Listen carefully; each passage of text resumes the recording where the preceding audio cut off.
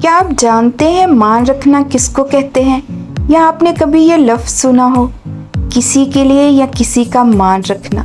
ये इतना भारी लफ्ज़ है, अगर आप अपनी ज़िंदगी में सिर्फ इस एक लफ्ज़ को समझ जाएं और इस पे अमल करना शुरू कर दें, यानी किसी का मान रखना अगर आप सीख लें, तो आप यकीन करें आपके सारे रिश्ते, आपकी जितनी भी डीलिंग लोगों के साथ है, आपका खुद से रिश्ता, खुदा से, लोगों के साथ, वो सारे ठीक हो जाएंगे अगर आप सिर्फ मान रखना सीख जाएं। मान रखने का मतलब होता है किसी का एतबार, किसी का एतमाद, किसी का यकीन और किसी का भरम ना तोड़ना। ये एक छोटे से लफ्ज़ के अंदर इतने सारे मतलब छुपे होते हैं। और हमेशा याद रखिए कि ये जो ज़िंदगी और वक्त होता है ना, ये ट्रीट है, ये खसूसियत है टाइम की। It's a treat of time, it has to pass. इसको कोई नहीं रोक सकता।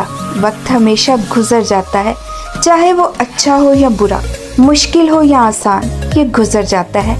लेकिन इसके साथ जो तलखियाँ होती हैं जो हम एक दूसरे को दे देते हैं, इनके नक्श सारी ज़िंदगी रिश्तों में रहते हैं। और यही वो तलखियाँ हैं जहाँ जहाँ हमने किसी का मान तोड़ा, हमने मान करना सीखा नहीं होता।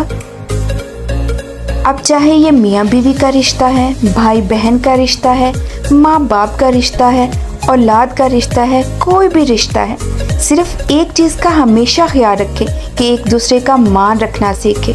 आपकी ज़िंदगी बदल जाएगी और खुदा आपका मान किस तरह रखेगा आपको अंदाज़ा भी नहीं होगा। आपको पता ही नहीं चलेगा कि आपके मसले कैसे हल हो रहे हैं।